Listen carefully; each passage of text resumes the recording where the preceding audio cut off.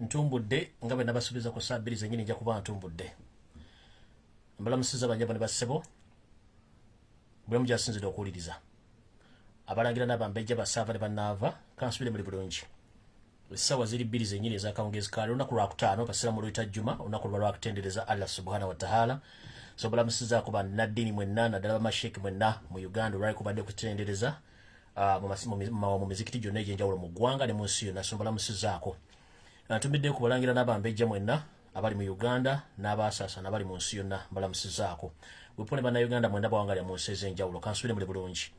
Nga bulijjo sitera nnyo kusuula budde ntera okukwata obudde ne ŋŋamba nti ntuuse mu budde bwennyini. Munansonyiwa nzigyemu kkokereza dakika nga 2 ezokka z'okola ensonga nti kubaddeko famire y'omu ku baganda ffe bali musondera obuuma yensokola kinkereze mu eddakiika ezo 2 naye nga si kye kibadde kigendera kyange so nsaba okunsonyiwa ate okusonga njala okubaza mwenna abafaayo okulanga musonda obuuma obwonna obubabuze ne mbuwa abantu abo mwe bali nnyo bali n'abakola omulimu gwa ggulamu waka mwenna nammwe mbebaziza nnyo mwe bali gye mutuusaako engalo. So ntumbudde nga bwe nabasuubiza nti ngenda kujolera ku saa 2 era ntumbudde. Njagala buli muntu abeera ku vidiyo eno otegeeze muno nti omukulu atumbudde asaagala saategedde saawulidde mbw ate ki kubanga obudde bwe buno bwennyini. Njagala mbu information nvuwano ngeni njala muntagingire ku bantu bano wammanga leero before nga ntandika vidiyo eno. Njala muntagingire abantu bano wammanga. Njala muntagingire Yoserite bahabula lutabayisula mutani wa Karekyezi. Njala muntagingire Janet Museveni muntagingireko. Kare Kayihura, Sempija, Haruna Kasoro, Ritadi Kano Kizza Besigye, Henry Tumukunde, Nsereko Muhammadi, Nono Willy Willy Mayamala yesimba okuba president. Bonna njala mbantagingire wepo n'abantu mwenna abaagala okuwuliza information. So ntumbudde ndowooza njala tandika n'ekigula lugi naye ndowooza mwenna batumidde bannayuganda mwenna abali mu diaspora kubanga bwe sibatumira muyinza okunyiiga ne mugaate musajja tatumiddeka kale kambatumireko eddakiika ng'emu. So njala tumira ku bannayuganda mwenna bawangalira mu mawanga g'enjawulo nga tuli Uganda naye ng'owagira struggle mu America, Canada, Bungereza, Europe, Asia, Middle East ne waka yennyini mu Uganda ne ku lukalu lwa Africa mbulamusizaako nnyo naddala baagala struggle balagala change mukibalako gye mutuusaako engalo. Entumbudde nga bwe nabagambye nti nzize saagala saategedde saawulidde katandika butandisa akalye bwe lukaddukiremu. Njala tandika n'ekigula lugi ndyoke ntandike ne vidiyo eno bulungi nnyo. So njala tandika n'ekigula lugi. Ekigula lugi kiri luddawa? Ekigula lugi ky'olwaleero njala mbabulire ku nsonga zino buli omu ategeere eggoye liggwe tugende ku kirala. Tuli mu struggle eno nga tubanja obwenkanya n'okubanja obuwagizibwa n'okubanja wini yaffe oba obuwanguzi bwaffe bwe twawangula naku z'omwezi 14 omwezi ogwa January. Yose ne yepaatiikawo n'aga nti ye president nga si ye president. Mu mbeera ebintu bingi bizze bikyuka nga bibeerawo bano boogera kiri bano boogera kino. Nzize mbajjukiza lunye nti omumpembe Yose Lutabasira omutani wa Karekyezi ekintu kyasinga okumanya bakiyita diversion. Akujja ku kintu ky'obadde omanyi n'atwala kintu ekirala gy'ateeka buli kintu ekirala nga kisobola okuzikiza amawulire g'ayagala mmwe muwulire gatayagala muwulire ateekewo ekyo kyayagala muwulire. So diversions nnyingi nnyo ezigize era ezigenda okubeerawo. Mu kino njala bategeeza njala mwegendereze nnyo obutasharinga information government gye beefulumiza temusharinga. Don't share. Kubanga the moment you share kiba kitegeeza nti Museveni oba omuwaki oba omuopportunity okukola by'ayagala. Ekyokuba osharinga obeerako omuntu gw'olumya. Ekyokusatu bw'osharinga obanga agamba nti naawe Museveni omuwagira ebikolwa by'akola. Buli lwoleka information ya government neetuulawo neetatambula kiba kitegeeza omudifeat nze tirina malefukulu gegenda kukola oba owangudde. But the moment you keep on sharing n'okuba essimu n'obuuza nti kino kiri kite neweteeka don't put on yourself on pressure. Temweteeka ku pressure. Mbabuulidde Museveni ebintu byasinga okukola babiyita blackmail and diversion. Abikola ne propaganda niye mulemye okutegeera ekigambo kibayita propaganda. Museveni ye wabaagala wabateeka buli bannayuganda mbasomesereza ebbanga ku internet kuno ne mbagamba mukuŋŋaanye obwongo bwammwe n'endowooza mwe mugiteeke wali mugende omusajja gwe tulwanyisa. Ekintu kino akikoledde emyaka 35 ng'abuza bannayuganda bamma information kati mukitegere temweteeka ku pressure nti ekintu kizze kitunulire nga bwe kiri kasita Bobwane si yakigambye kirikaawo tokifaako tokiyongerayo tokyogerako. Ne kati buli w'osendinga ekintu n'okisharinga n'okisindika obanga promotinga Karekyezi ne propaganda we don't. Bana bajja ku social media ba NRM ne boogera propaganda ne boogera blackmail ku Kyagulanyi ne ku Nuupu. Please don't share. The moment you share obo promoting ani Museveni kyovula nze blocking za abantu bangi nnyo mu ngeri yenzu kasi tonsindikira ebintu bwe bityo nga nkukola ki nkublocking yawo sikuddamu kubanga saagala kutambuza abantu kubateeka amawulire gatatambula kati njala batandika n'ekigula lugi kino lwalero ebintu bino wammanga ngenda byogera nti tubijjeeko amaaso ne tudda ku mmotoka y'omukulembeze. The fact is njala kibagamba olwalero ekintu ekiyitibwa emmotoka y'omukulembeze Kyagulanyi Ssentamu gye yafunye njagala tugijjeko ekigambo wadde n'ekimu tukiveeko. One, emmotoka yali receivingibwa mu makubo matuufu n'esasula omusolo mwabagisonda n'etuuka e Kampala ekyo mukimanyi kiwedde. Museveni talina kyasobola kukola mmotoka eyo okitegeera talina kyasobola kukola mmotoka eyo kubanga emmotoka teyava mu birene egwa wansi emmotoka yayingira eggwanga ng'esi teri mmotoka kati kambabulire teri mmotoka esobola kuyingira mu Uganda nga tesasudde musolo ekintu kisoboka kyemba mmanya. Kati Museveni ye wabaagala bateeka mu bintu mubeere ebintu mubeeremu ekintu ky'emmotoka mu kyesonyi mu kivuko temukomentinga eriyo bannaffe abawabbi okuva mu zaakeedi okuva mu bibuga okuva mu byalo ne batwala ekyo tukivuddeko ekya kidnap ne killing tukivuddeko atuzze ku mmotoka emmotoka mugiveeko talina kyasobola gikola talina gyasobola gikola kubanga tesi emmotoka asasula omusolo abaaliwo mu biseera bye bamanyi bye bagenda okukola we are less concerned about that issue. Tugireke tetugipromoting nga tugireke emmotoka ebeere waabo nenyini yagivuga wete balina kyebasobola gikola bino bino okusindika abaleveni bonna kutiisa talina kyasobola gikola ekyemmotoka kyo kireke ekyo nkivuddeko. Tulina ebintu bingi nnyo tulina abantu bali batulowooza nti bali mu opposition nga tebali mu opposition essaawa zino nga Museveni abakozesa okulumba Kyagulanyi Ssentamu bwe mba mwabategedda lwaki mubakomentingako lwaki osharinga information gye basindika kitegeere nti omuntu omulabe wo tomuwa gaapu kutuusaako bulabe mu nsonga eno mwe mwereetera pain ne stress. Nze sirina stress era bankubira masimba nga ate Stella agamba who is Stella Nyanzi, she's nothing to me. Era bwe nkugamba simply baga come on please hold on calm down tombulira folofoto wa Stella Nyanzi let her be kubanga kye kimusasuza. Museveni babazimba abantu bokubajja wansi mwagobera lubimbi lwa mukyalo gye lwavira ddala ku university nga bajja bamuzimba ebintu byono mukyala kuva bajja bamuzimba okuva mu university ezo nasagazi yakola ng'okuyambula bajja bamuzimba up to now. Kati mba mutegedi lwaki mu sharing information olira she's a prophet of doom mumuleke yabeereyo don't share to commenting amuleka firimu ze ekyo kijja kuba kiwedde. Bano bani bona ba NRM bakola bonna mubaleke bafiire ekyo kubanga nze mbabuli at the end of the day Museveni agenda benyigira omu ku omu ekyo mukitegedde ngenze maaso. Kati nabano bonna ebintu biri musango njala bagambe ekigambo kimu njala tukijjemu njagala mufune ekigambo kino kiri kintu kimu nti omuntu bwe mba mwagala kumanya Museveni yaani n'abantu begeye bali bafuga mu government nga babbi bubbi teri mubbi agala mujjako kintu kiyabbi lwaki lyakyonoona alyoka akikuddize. Kati ekintu ekikwatagana emmotoka simanyi bana BFDC simanyi baki bali please mubatunulire butunulizi keep on demanding the release of our NUP supporters and members n'okuvumirira ekitta abantu n'okuvumirira court judicial system efumu Uganda. Abagula ebyangwe muyinza okuza mwakoze ekintu nga mwali kimwa kikoze nga kiri comic okuteeka ekyango ku mutwe n'olagaba abalamuzi nti bafu. It's not a comic act, it's kind of demonstration era kigenze viral mu nsi yonna. Kati gwali ngoloza tuwadde okola comedy, it's not a comedy. Era mu keeping on nga mwekuba ebifaananyi mukola muwandika comment ezivumirira obuyake obuli mu government n'obuli mu judicial system mukikole nga mukikolera ddala so si comedy. Mwe mwaloza ne mugenda kikomyawo tekigenda komaawo kino kigenda tambula nkivuddeko. Ensonga lwaki bano ba NRM bali mu kwogera ebigambo bikikinike sigamba nti tebalina birimu byakukola wabula omusango guno bali bagwesunze nga gubasuubira okukolamu ssente mu mbeera y'obwavu eri mu Uganda.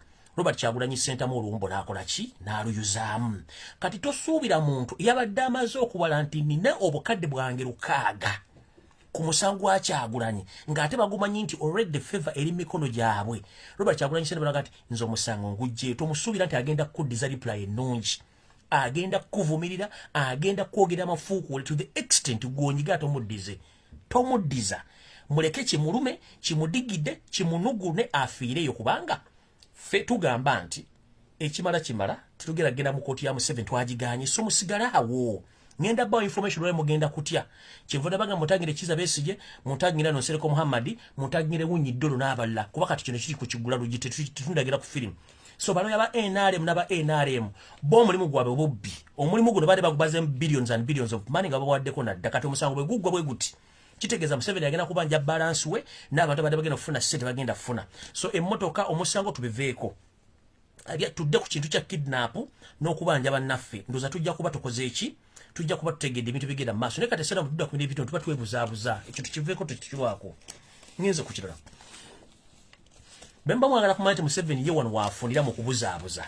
kati waliwo ebintu bingi ebigenda maaso mu Uganda nenga tebyogerwako okuwamba abantu n'okubatta tekyogerwako mu Uganda nga teyandibadde main aim eyogerwako tuzze ku mmotoka na bintu bitagasa tugenze ku economic crisis eriwo obuzibu buli mu byenfuna mu ggwanga abantu baavu tebakyalina ssente wadde ziwerera abaana wadde ziye emmere ekyo tukyerabidde nti Uganda economically egenda crashing nga tukyerabidde tulina obuzibu nti eggwanga bakulembeze abaalifuga abaali wamba obuwambi endowooza yaabwe ya munguuba nnyo to the extent tebafa ku malwaliro tebafa ku masomero tebafa ku nguudo bafa kimu kwenyereza mu buyinza ggula mundu newebuuza nti emundu zijjanjaba abantu omuntu watuukira okugenda oga nti agenda kukola nuclear power akole nuclear weapons ng'alemereddwa okuliisa bannayuganda obafunira emirimu ezo ssente zikola nuclear sites nezikola nuclear weapons zisobola okuba nti zikuteekawo factory ezisobola okuba nzifulumya ebyamaguzi ebitundibwa mu East ne Central Africa nga buli munnayuganda alina omulimu akeera n'akola ate gavumenti nemufunako muki omusolo abantu abasinga mulina kimutategeera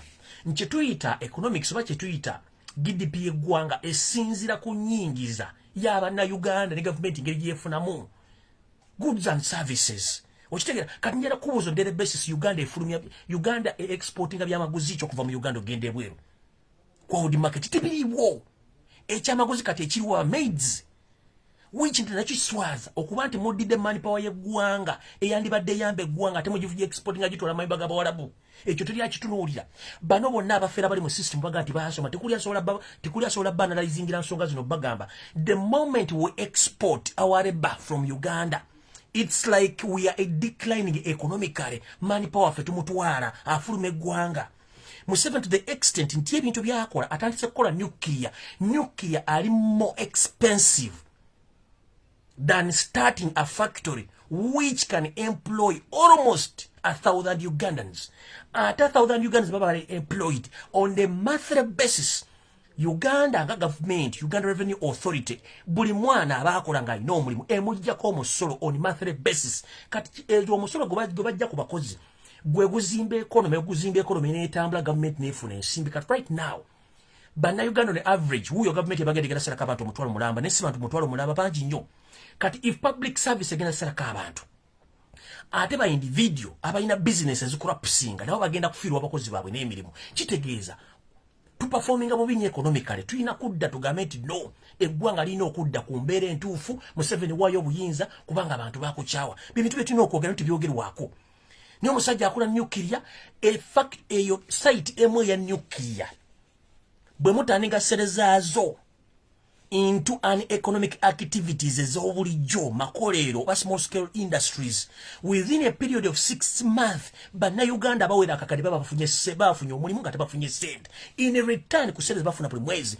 kuwerako income y'omusolo gwe babajjako kuliko pay as you earn kuliko local tax emisolo gigenda direct mu government kuliko ne NSSF boke nyini okwesevinya tebabyogerako bali ku bintu birala ngenze ku birala waliwo ekizibu ky'okuwamba amataka land grabbing weekiteri akyogerako tulina ekintu kyebayita corruption buli bwenguzi baba bulidde ejjo ku NTV simanyi babayita batya teri akyogerako obwe bulwadde obusinga okuluma ensi naddala nga bakulembeza bafuga eggwanga tebasoma omukulembeze batayasoma tafokasinga omukulembeze batayasoma ne bakulembeza ensi egenda kugwa ekigo kubanga mubadde mwebaka nga mulowooza Museveni byayogera ne gavumenti ebituufu kumbe byonna bifu right now mulina okuzuuka ne mmanya nti ensi egenda kuzuukuka tulina okukola ekiddako bwobanga omukulembeze ayina mentality ga nti agenda kukola nuclear mu Uganda kiba kikyamu nnyo kati nawe ekigula lugimu nange kiwedde katugende ku video eyaddala era ekitundu ekisooka kigenda kuba kitandika mu sekendi simpa wekaaga okuva kati ekigula lujja bakyagala kiwedde mukama bankuumire kati katutandike video entuufu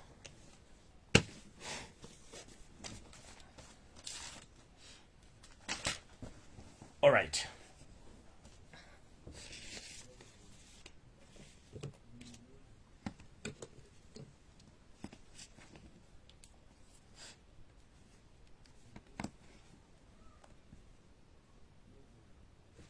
kansubireti mwetegese kwata properly kalamu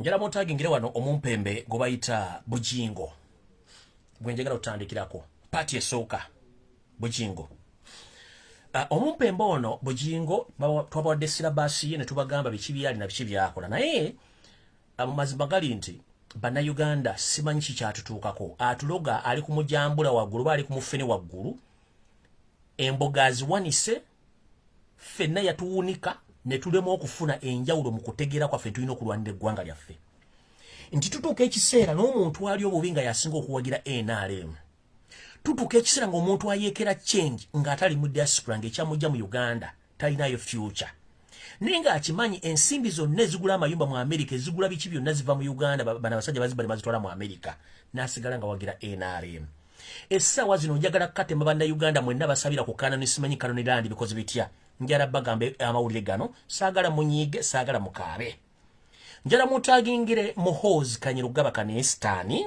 Muhoozi Kanyirupama please nkwetaaga wano Muhoozi Kanyirupama ne mukamaawo oba ne mukama ne kitawo yose tubasano tano wakalechezi ne nono mutabano gwokozesa go bayita Pastor Bujingo mbetaaga wano ngenda kwabya ekyama kino oba mufa mufe bannayuganda njagala muve mutulo mutwebaka abantu sajja bali mukubba eggwanga bali malawo mwe mulio mwene mwe mulowooza nti muli n'abantu kumbe ne muli nansega ntandise bwenti aya basi nazzi kuno ng'okwabya ebyama mu Uganda kyabanga kyebikiro era ng'omuntu afuna ekyebikiro okuba nti alabye ekintu ekipya naye olw'okuba nti Museveni yali yawunika eggwanga nga tewali radio kebere taifa tewali radio kebere telefa ina yonna mu ggwanga esobola babulira mawule matuufu bo kyebatandika okuteekawo kwe kubabuzaabuza buzaabuza ofuge bannayuganda ojja kubasobola wetwogerera essaawa zino omumpembe eyeyita Aloysius Bujingo eyita omusumba ono musajja si musumba yajja mu Uganda ng'omuntu azze okunoonya obudda mukumbe yali musajja musirikale eyava e Rwanda n'ayingira eggwanga erya Congo nga bazze kuyeekera ne mutowe nga balina ekigendero ekyabwe ekikusike bw'atuuka e Uganda n'ayingira mu busumba mwakoledde ebintu byakoledde ebimu ebitasoboka na kwogera tosobola kungamba nti gwe yasangawo Bible ekusinga emyaka noga nti ogenda jjo kyanoga nti okyali musumba omwami ono nno bintu byakola kwe kuba nti bannayuganda bafudde baavu mponga byoya nga basolozamu omusimbi omupya n'omukadde nga gugenda still okukola obuyeekera Congo nga busapootinga ekibiina ky'abayeekera ekya M23 ate ng'era mukozi wa state ng'akola ebikolobero state byeyagala akole n'okubuzaabuza bannayuganda wetwogerera essaawa zino njala bategeeza ekigambo kino nti munnayuganda ali eyo eyasonda miliyoni oba munekino ya dola ng'olowooza nti essente zino wazisonda kugula ttaka lino erya Canaan Land munnange gookaba gookomba njala kubikira ekisaawa zino bw'oba weetuge tunabazika kubanga tunaafuna abantu abapya abalimu empeka emera ne kati mu essaawa zino bakeera ku Canaan Land ekyemise mu lunch hour ne mugenda ku Sande ne baba bafera ne muzengalabi zammwe ne mwebaka n'enkya ne mudda ne muweereza ekimu eky'ekkumi njagala babikiranga nenda bugisi mufungize nti munnange ebintu byebinu muli mu saakaasi lwayaba ntandise bwenti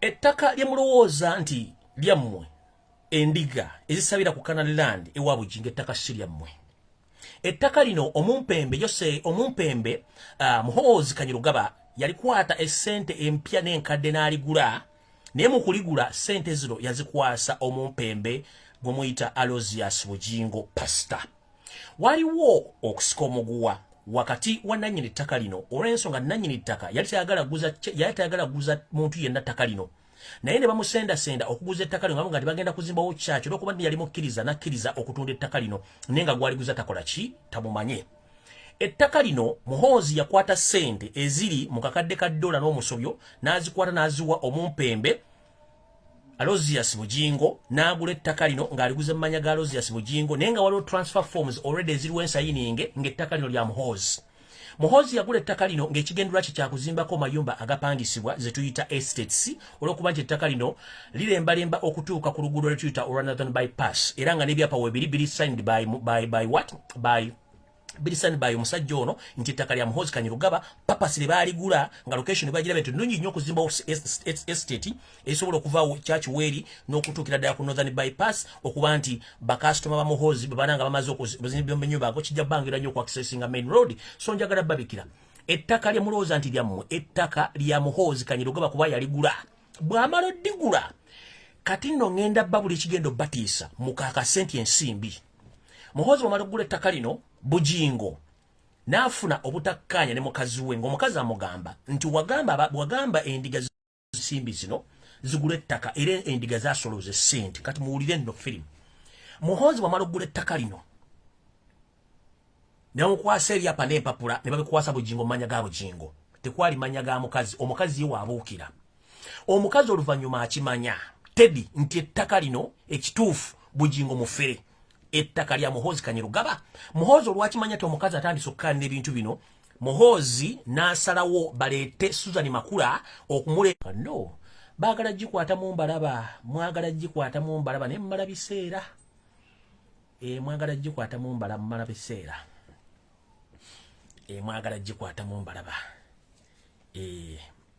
mwagala gikwata mu mbalaba Muhoozi bw'amala okumanya nti omukyalo no Teddy afunye okutegeera ebigambo bino Muhoozi n'alagira n'ebiragiro byonna nti omwami Bujingo alina okwawukana n'omukyalo no ng'obudde bukyali era bamufunira omukazi state erina abakazi baayo be yateekawo okuwa abantu babe beeyagala bababege omukyala Susan oyo gwe mulaba mbega wa Museveni era ali mu kubega Bujingo era Bujingo nagga omukazi agenda okusula mwita Susan Makula ng'olowooza mpakana wetwogerera essaawa zino omukyala Susan Bujingo ali ku mission eyokumaliriza Bujingo tamanyi olwekuba nti bamanyi nti Bujingo amanye ebintu bingi nnyo bya state bajja kumaliriza nga Susan Makula akoze eki akuse Susan Makula omukyalo ono mukozi wa state eri abali emabega we muli ky'omukyala Janet Museveni be bali emabega we ne state bamukozesa okuba nti akola ebigambo ebyo tovula nti mukazi wa Musumba ayinza kujja mu public n'atandika okwogera ebyo byogera ng'omukazi byakola ekyaleeta Susan ono kwe kuba nti omusajja bamuteekako ekkuuli n'okuba nti bamufuula nti alina okwagala omukyalo n'okugoba oli omukyala Teddy by'obugagga bino era bakikola bulungi nnyo Teddy bamugoba kati omukulu n'okuba nti taswala ate nga mukozesa ebintu tayagala ekituufu kiri nti Susan Makula tali kufunira mwana era talifuna lubuto lwo ekyo kimanye nkidda Bujingo Susan Makula talifuna lubuto lwo era tolimuzaala mu mwana kubanga oli mbega ali ku mission ekisookera ddala gwe kennyini ng'omusumba olumba Robert Kyagulanyi Center mutakuyinaako buzibu naye ng'okimanya omukazi gw'olina mwasaamirivu malaaya the moment kasita omusumba ava mu nnomo sensi ze n'ava ku mukyala Katonda gwe mwana adda ku mala kiba kitegeeza n'ekkanisa egezi tokyali musumba omukazi waddira ku masimu n'atandika okwogera nti wamugulira akalega n'empale bya miliyoni 2 kiba kitegeeza oguba mu bulenge oba tolina mukazi eyo omukazi gw'olina malaaya ate era naawe endowooza yo ojjafuuka nga ya malaaya yensonga lwaki buli nnaku ojja n'ovumirira ebikolwa bya sitaani ng'ate gwe sitaani asooka kati ettaka lino munnange ettaka lya Muhoozi liri entitled okuzimbibwako estate so si lya church omwami olwo bw'amala obbafera ku bintu by'ettaka lino nga ye agamba nti baba omuwasera ogula ettaka lino ng'aligula ku mukadde omukadde yaligula ettaka lino lyalimu bulooka wetwogera bulooka olwo bangambye either bulooka ye yali middleman between atunda n'agula naye teyamanya nti ettaka lino state yeryagala yalowooza nti Bujingo ng'omulokole yayagala ettaka lino bulooka oluvannyuma omanya nti ettaka lya Muhoozi yaliguze bulooka asaba ssente ze Bujingo amumma ssente ze lwokuba bulooka ali ategedde Bujingo yasindikira abasirikale ba SFC ne bakuba bulooka baamukuba ayinza n'okuba nkati abulako ndowooza Katonda nnyo okulembalemba olwe Kaganga olw'okumanya ebintu bya state n'ebyama bya Bujingo bulooka baamukuba ne bamumenya amagulu bamumenya enkizi gakaba gakumba takyalina kintu kyasobola kwogera kubanga baamukuba ne nannyini ttaka oluvannyuma okumanya nti yatunda yaguza state ettaka lino naye yagwawo ekigo era nakati byalojja tabitegeera Bujingo bw'amala okusasula ettaka lino n'akisirikira n'ayita mu ndiga ze n'azigaba naye tugenda kugula ettaka lino buli omu tulina okusonda ssente bambi endiga ne zikera ku makya ne zirya ebiwata ne zirya n'amalagala ne baziwa n'amazzi ne zinywa ne zijja buli lwa Sande ne lunchtime ne zisonda $1,000,000 plus ne baziwa Bujingo n'akwata essente zino n'ateekanga ku akawunti ye endala ng'azisindikira muto mwannyina ali e Tanzania n'aziweereza oli muto wa Bujingo ali e Congo omuyeekera M23 nga bakola ebintu ebyo kati njala bagamba officially ettaka lya Cannon Land okwo kuli church okukumugamba kuliko church ettaka lya Muhoozi Kanyerugaba si lyammwe ettaka lino liri meant kuzimbako estate era soon or later yensonga lwaki ndabagamba nti temusobola kulaba church bagenda gizimba okukanalira nti tebasobola kuzimbawo church kambalaga ettaka lino muyinza okulowooza nimba temusobola kuzimbawo church ettaka lino lirino muliraba ettaka lyeryo eryo nawa n'okuvaana okudda eri wali pump tent ziri acres 8 ziri acres 8 ez'ettaka lino limulowooza nti mwagula $1,000,000 plus liiryo ettaka liryo kanzuminge nyizo okuzuminga n'empita omuliraba ziri ze tent mu musabira mwendiga mwe babba $1 million plus okutayikira nditako litandikira ndoza kanjizeeyo ndoza mujja kwa mulaba wano mujja kwa mulangizuminga bulungi nnyo mulyoke mutegeere bulungi ettaka lyammwe muloza nti ettaka lyammwe liri nkyazuminga eyo ze tent omusabira we mwasondera $1 million plus eya $, naye zino ekaze 8 ttaka lya Muhoozi Kanyirugaba so sirya mmwe babafera era bakyabaferera ddala temusobola kulabako church nga bagizimbyawo nkiddamu temusobola kulabako church nga bagizimbyawo ekyo mukitegeere oba mukitwala temukitwala mwe mumanyi temusobola kulabako church nga bakoze eki nga bagizimbyawo ekyo nno njagadde kibategeeza nti muli mu nsobi mwakubaba ebyo ne biggwawo ettaka liriko ekazi 8 liva we liva niliteka niligenda ku Northern bypass bagenda okuzimba ennyumba z'abapangisa nga za Muhoozi so sente ze basoloza makade ka $, plus sente ziri ku account ye endala zagenda Kongo kuyeekera endala yazira mwagulira abakazi obulega $2 million n'ebirala ngenze maaso bagambire broker eyali mu ttaka lino bamizibu ayinza n'okubanga essaawa zino wetwogerera ayinza okubanga yafa ngenze maaso era eno Canaan Land yavaako obuzibu bwa Bujingo okuba nti ayawukana ne Teddy olw'ensonga Teddy yategera n'ambuuza nti ebintu bino tugenda bikola tutya njagala okumanya ekituufu ekiri ku ttaka lino Bujingo lwamanya ebintu bino n'abigamba mu kamwe Muhoozi kwe kulagira Bujingo ayawukane ne Teddy so okuba nti Bujingo yali ayagala it was a forceful breakage of marriage by Muhoozi after Muhoozi knowing that Teddy, she was asking a lot of questions about the Canaan Land and all the property which are belonging to what? To Muhoozi without the notification of Teddy. So yensonga lwaki ebintu bino babikola. So no buli jabali eyo nga mugamba simbe biki ettaka lyani lya Muhoozi Kanyirupama. Ekirala. Mwenna abadde bali awo nga muwooza mbu simanyi Soloti Media ya Bujingo njagadde bategeeza nagana amawulire. Soloti Media nga company Bujingo bamuyita MD abera managing director, someone who manages business on behalf of someone. There is a difference between CEO and MD. CEO is the chief executive officer or yabera nyini company. MD yabera managing director, he just manages that business for someone else. So, as we speak right now, Bujingo is the MD or managing director of Soloti Media companies. But, surprisingly, guess what?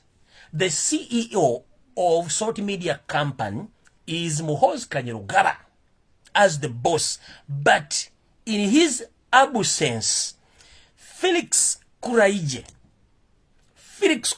the person you know ever appearing on TV, is currently acting as the CEO of Soloti Media on behalf of his boss Muhoozi Kanyirupama. Do you copy?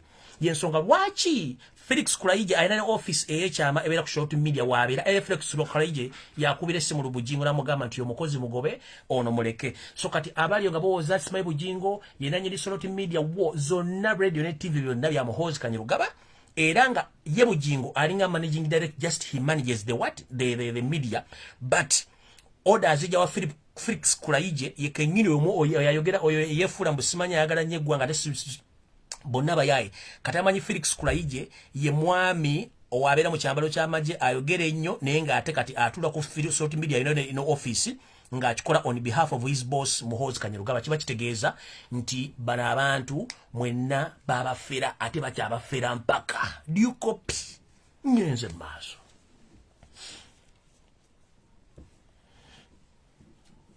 Ensonga endala. Omuntu bwakugamba lwaki ono Pastor Bujingo alubanyo Kyagulanyi Center mu ensonga yino.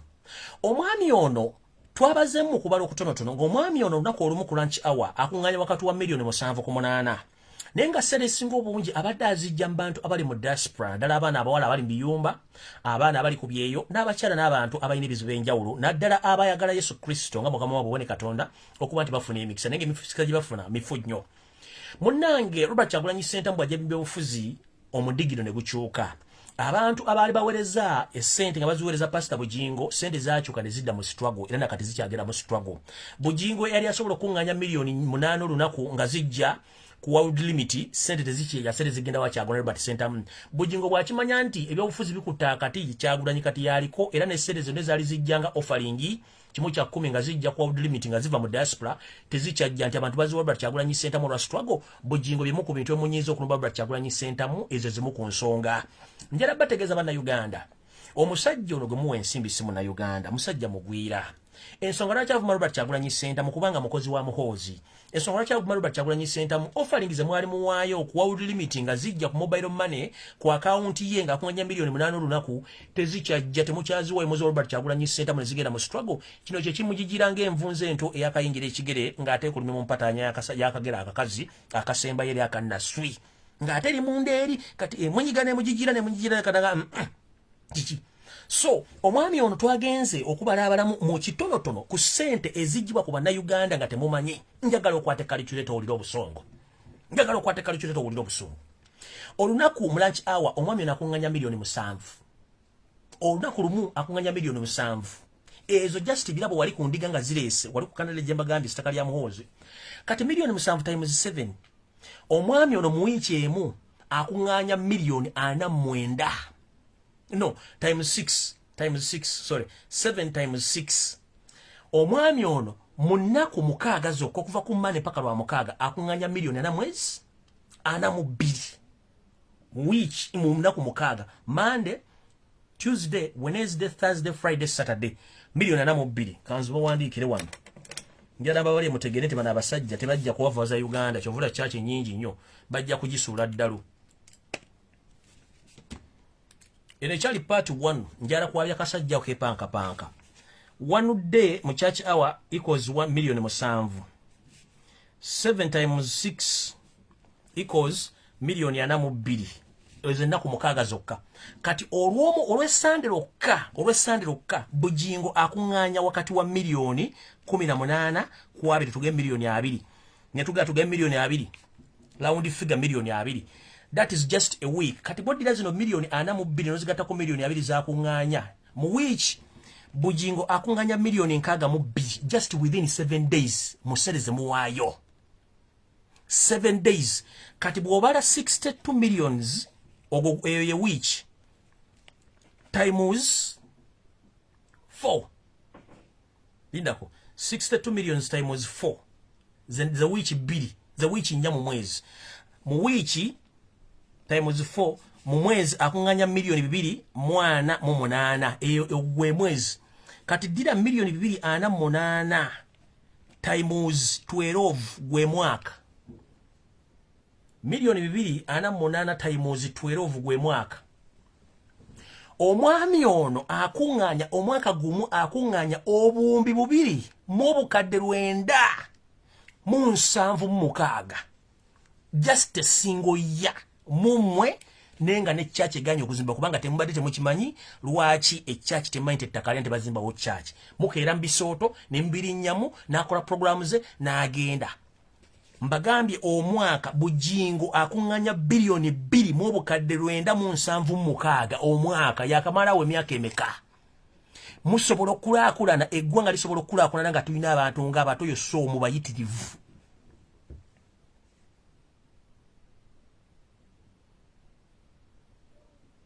tetusobola kulaakulana ngenze maaso oyo muvuddeko nze njagala balaga facts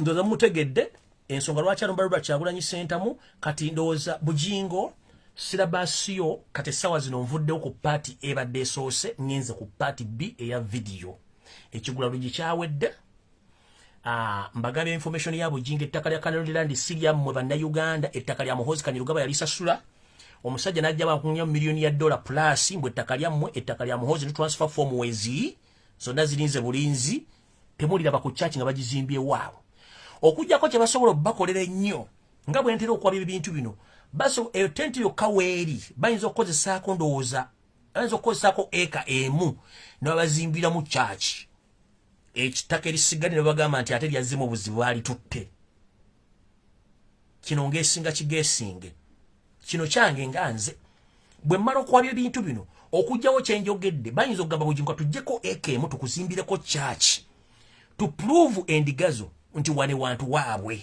era ekyo basobola okukikola ekyo kyange nze nkyogedde bwe kiri baawo muliga musajja yakyogera nenga ziri acres 8 zonna ttaka lya muhozi ku ssente ze mulooza ndi mwazisonda kubanga babafera. Ngenze maaso eyabo jinge wedde ngenze ku video part B ewedde n'ekigulawo gikyawedde ntandise bwenti. Radde terulibusa nga tuli awo ne zireeta omumpembe gwe bayita William Mayambala ng'agamba nti ye agenda kugenda maaso n'omusango gwa Robert Kyagulanyi Ssentamu oguli mu kkooti. Nabagambye muntagingire Mwami Mayambala mubuulire ebintu bino ng'omusajja omukulu era ategeera. Ekisooka nze ng'omuntu neewuunya Mayambala yasomera luddawo bwa yinginiya, ekyo n'ekiteekaawo. Ekyokubiri njala kubuuza Mayambala ku myaka 4 ayogere genda myaka 5 ogamba nti wasoma oli yinginiya, tomanyi bbeeyi ya poloti bagigula, tomanyi bbeeyi wa sima toilet, tomanyi bbeeyi ya ttaffaali lya nju bagizimba, nga twogenda ku myaka gyo okyasula mu nnyumba ya kitaawo gye yalekera nnyoko. Otugamba otya mbu wajja okwesimbawo nga tebakolese bulesi nga station masinale? Nkiddamu William Mayambala ngenda kwabya. 1 wajja okwesimbawo ku ssente z'omuwoomusolo nga Museveni yakulese. Nojja okwesimbawo ovudde maka ga kitaawo ge yalekera nnyoko nga munsula omusajja omukulu ali myaka 4+. Ogamba nti oli yinginiya. Yinginiya kyatamanyi ne basima toyi wadde bazimba nnyumba naye ng'okyasula maka ga nnyoko kitaawo ge yalekera nnyoko. Kitegeeza nti gwe ebintu by'okola nawe oli state machinery. Kati njagala kutandika butandisi kugamba ekigambo kino wano wammanga. State bwe beekozesa abantu bangi ebazimba. We twogerera nze sitera kwogera bintu bino nga sibirinaako bujulizi. Njala basomera ekigambo kino. Obanga sinagenda njala bagamba ekigambo kino mukitegere bulungi. Nga bwe tuli mu gavumenti gye bayita eyakwagamaya. Abalimu baffere, bayaaye, babbi tebaswala batemu. Eyo gavumenti ya mumpembe yose tebasula mutano wakalekezi. Bagiyita batya? Yabaffere, yabayaaye, babbi tebaswala batemu ate tebasoma ate beekaza. Ngaba nibe byayi ku kkubo kubanga omuniwe byayi ku kkubo teyeekaza. Nibo mukanga asigala watudde. Kati ya gavumenti y'omumpembe yose tebasula mutano wakalekezi. 1 Mayambala njala kubuuza ebibuuzo nga bibiri nga sinagenda maaso.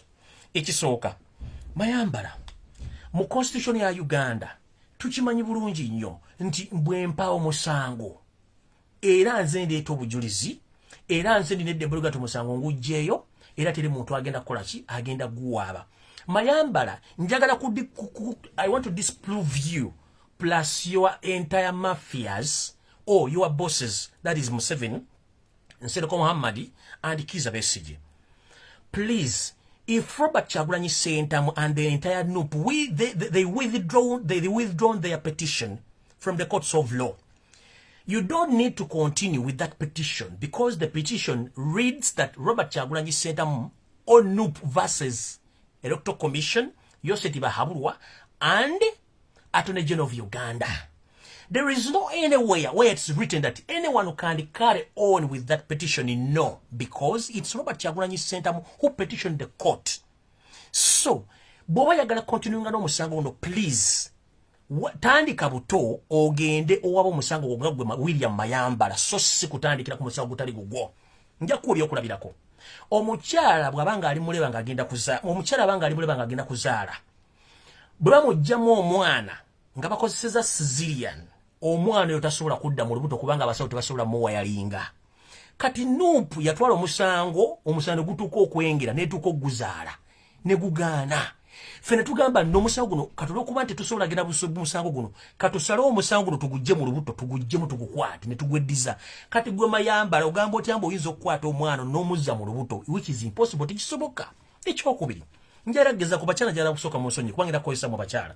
Ekyokubiri nti omukyala bw'abanga afunye olubuto enda gy'atayagadde n'agijja mu kye tuyita abortion, there is no way there is no way or there is no any other way how you can oba kyogere ntya kale kankyogere bwe nti omukyala bw'abanga afunye enda gy'atayagala n'agijjamu mu ngeri gy'agijjemu yonna, tewaliwo ngeri yonna ate mukyalo gy'ayinza kukwata omuntu oli bw'amaze okujjamu n'amuzza munda n'amuwayalinga, tekisoboka.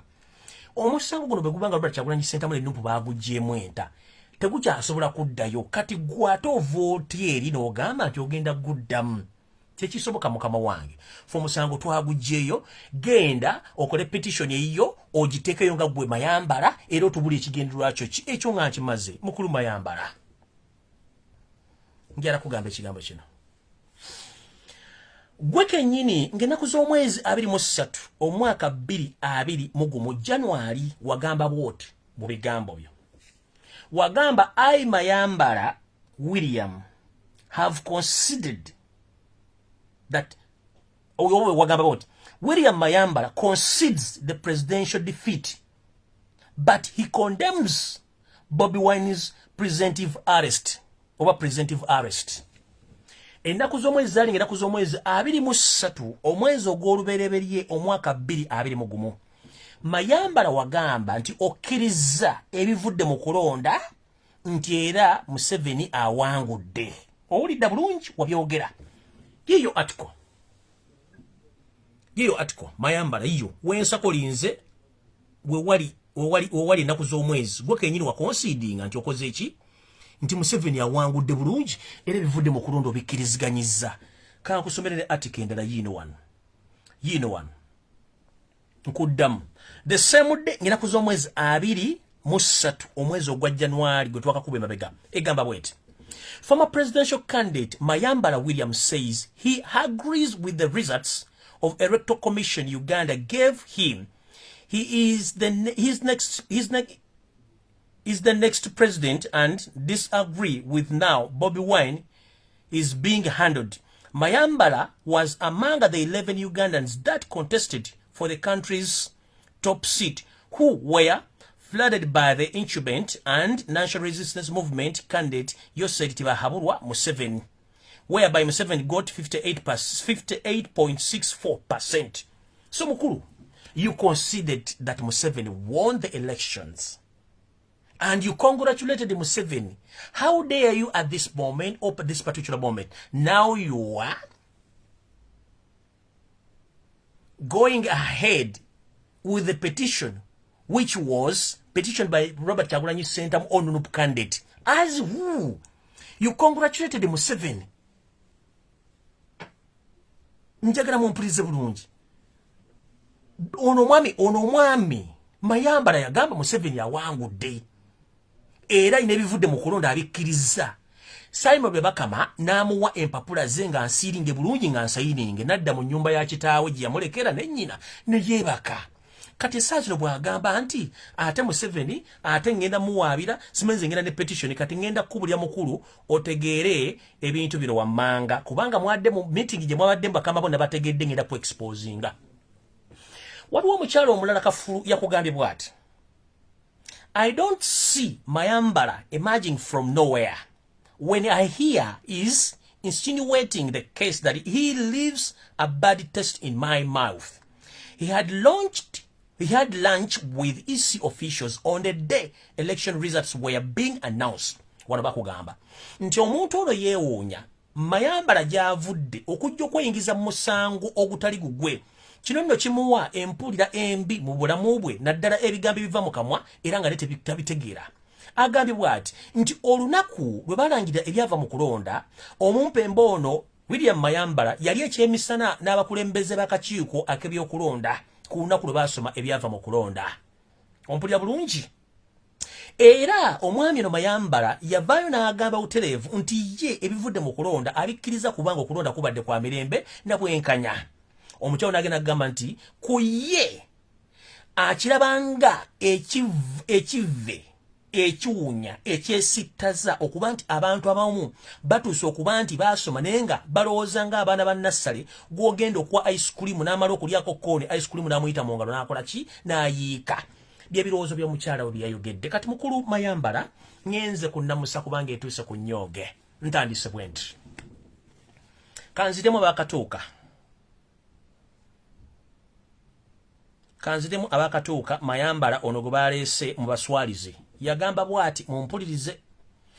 Ennaku z'omwezi zaali 23 omwezi ogw'olubereberye 2021 omwezi gwe tukubye mabega.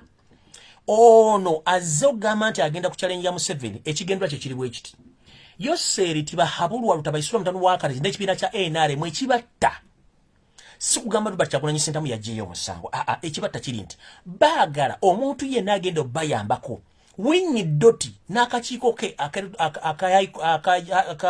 akajudicial service kamuyambe kafuna omuntu yina gobagenda okuteekawo agenda omusango guno omusango bagusale nti okulonda kwalimu okubira nte kukyusa bivudde mu kulonda Museveni ye president awo Museveni alyoka agamba nti I can manage Ugandans abakuba amasasi abatte abasibe nenga kooti emaze omuteekawo nti yawangudde ye president.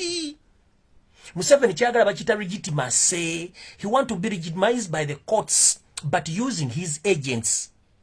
Some of they were the presidential candidates, including Mayamala. So, the problem is not being that Kyagulanyi withdrew the case. The problem is Museveni and his entire regime. They just need what we call legitimacy from the High Court. That's all.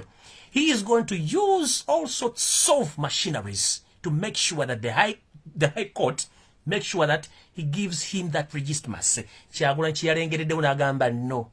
Hold on. Esigenda gendayo. Kambi umulize wano tumale okwezo twezobe mpaka tunatuka ku kintu kino. Ekintu kino kiyimiridde kitya? Kiyimiridde bwe kiti.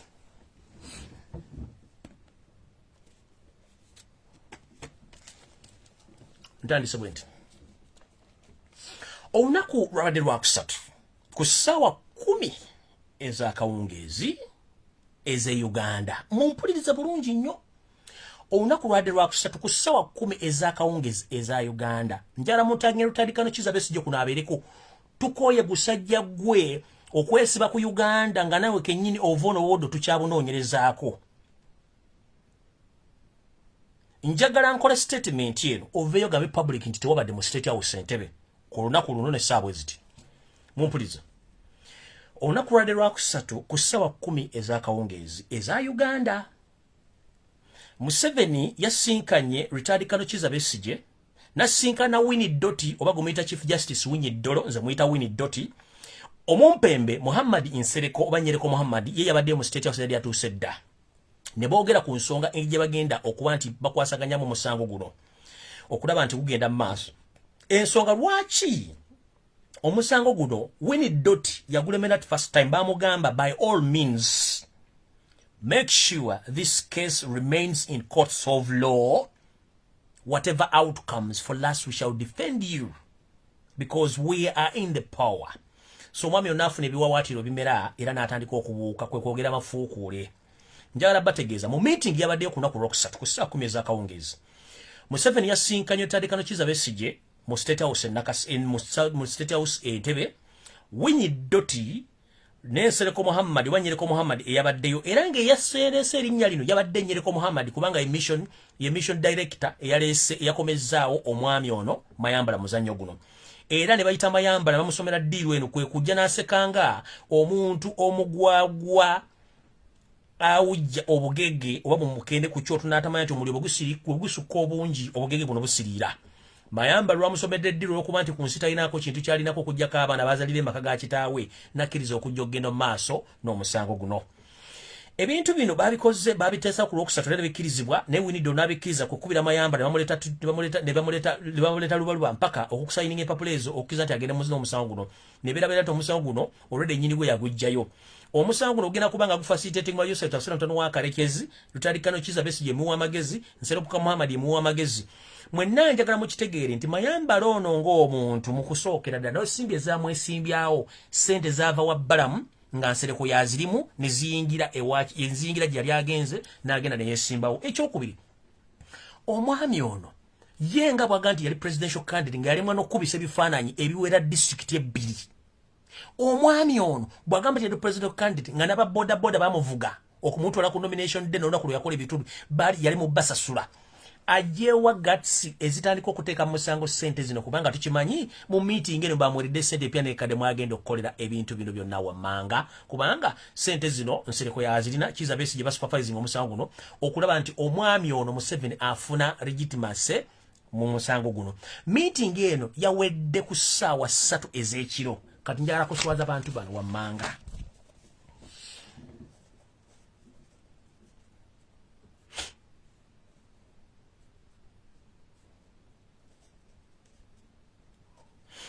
Bwe batudde mu meeting eno Museveni Winnie Doti ne Nsereko Muhammad Tandikano Kizza Besigye bakkiriziganyizza nti bafulontinge omwami ne Mayambala akontinunge n'omusango guno. mu continuing n'omusawo guno bagenda okubanga bakola buli kimu ekyetaagisa n'okuwa Mayambala obukuumi n'okumuwa biki ebyokwogera era n'okuba nti empapula za yangu yenye okusayiningibwa mangu neziwola Winnie Dolo era Winnie Dolo ng'agamba nti Winnie Dot agamba nti yasoma mateeka era nga Chief Justice ono omwami teyasoma mateeka teyasoma constitutional law yasoma criminal law. There is a difference between a constitutional law and a criminal law. Constitutional law mwe muli emisango gino egy'ebyokulonda n'emisango emirala. Criminal law mwe muli emisango gy'obubbi obutemu obukumpanya biki gy'emisango Winnie Dolo gye yasoma. Olw'okuba nti nabagamba Museveni akozesa nnyo abantu abalina the same reasoning capacity ng'eyiye oba endowooza ye ng'eyiye. Winnie Dot wano we yagulidde mu kategori eno nti ne koosi gye yasoma mateeka wano waatudde aliwo mu bukyamu wano waliwo okutuula abasajja ng'Aberias Lukwago abasajja baseggona be basoma constitutional law not criminal law. Abantu abasoma criminal law mwe mulina omusajja yawummula gwe bayitanga Mark Dosman Kabega. So ono course gye yasoma mateeka ne Mark Dosman Kabega gye yasoma eya criminal law. So Winnie Dolo, you are not supposed even to be there. Bino ebintu bikusingako entegeera yo. If I may ask a little bit, you knew it that on daily basis you have a meeting with yourself Tabasura the Sunday of Kareches. And you know that. Do you copy, sir?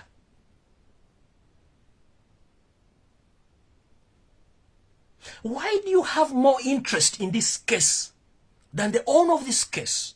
Whereby, if I arrange my wedding function and I myself, I decided to cancel the wedding, why is it that the person who I hired to decorate the wedding, he insists I to go ahead with that wedding? That means the decorator has more interest than me who's going to marry, or the owner of the function. Do you copy, sir? Winnie Dolo, why is it you have more interest in this case than Robert Kyagulanyi Ssentamu?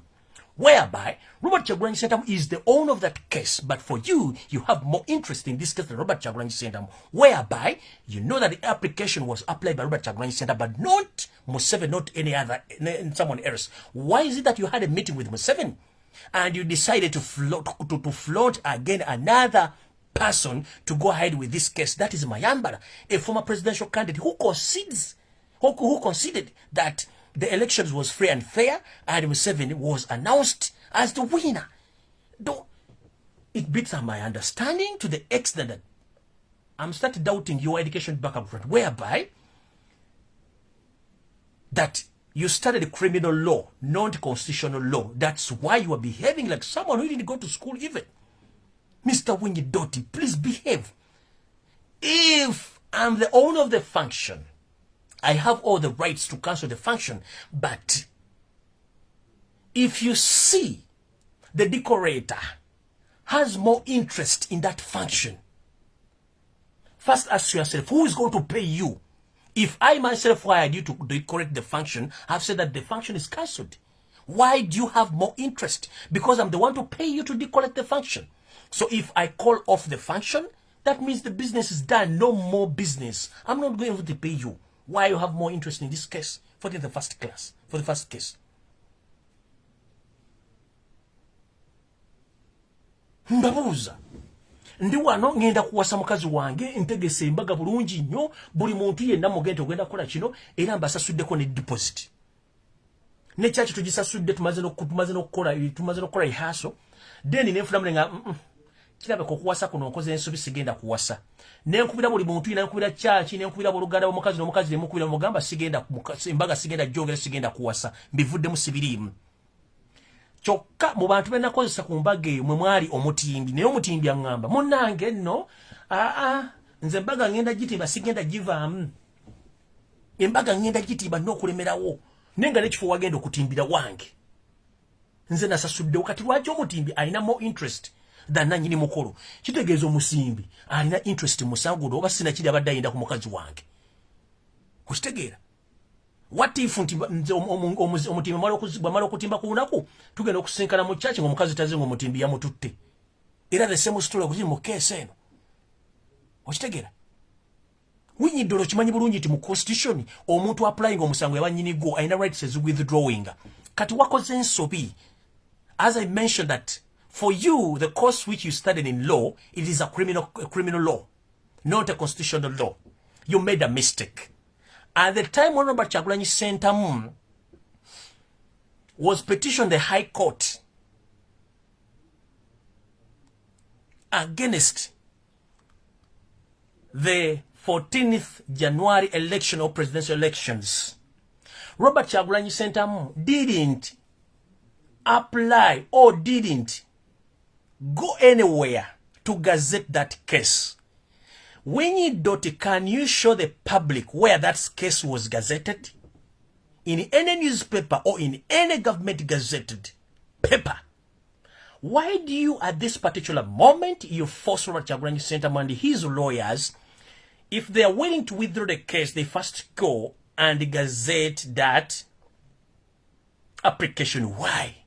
Because at first the case wasn't gazetted. So if the case wasn't gazetted, why is it that you're forcing Robert Kyagulanyi Ssentamu and NUP lawyers to first go and gazette their petition or their application or withdrawing the case? Don't you think muli basiru nnyo basajja mmwe? You do all this okutwaliriza obudde, okulaba nti obudde bugenda mutuuka ku kimwagala, kubanga mukama we yagambye by all means n'okulayira nga baga nti akanafa tekawulira ng'ombe. Ebintu byonna signs and symptoms ziraga nti Museveni ne gavumenti yammwe teriiwo, mulemeddewo. Odidde bano abawumba tuutu, oli yasoma constitutional, oli yasoma criminal law, gw'ofudde chief justice. Chief justice ateekeddwa okuba nga alina diguli ezisuka mu mateeka 3. Nga neeno eya constitutional law mweri. That's why nti ono Lubega Sseggona abakuba nnyo mu mateeka gano aga constitution n'eryasiro kwago, kubanga bo gye baasoma. Olese criminal law ababbi b'enkoko, abatemu, abasezi gy'emisango Winnie Dolo gy'olina okubeera mu noti gino egy'amateeka egifuga eggwanga mu byobufuzi. You are not supposed to be there because you are just holding a single degree in law. Although you are educated in other fields and you have more degrees in other fields, but not in what? In law. The only degree you hold in law is just a single degree, which is not enough for you to be there. There are some of qualified people who are supposed to be in that office, but due to the situation that Museveni doesn't collaborate with more informed people, that's why he employed you to be there, because he knows that if he gets someone who is more knowledgeable than himself, he's going to face problems.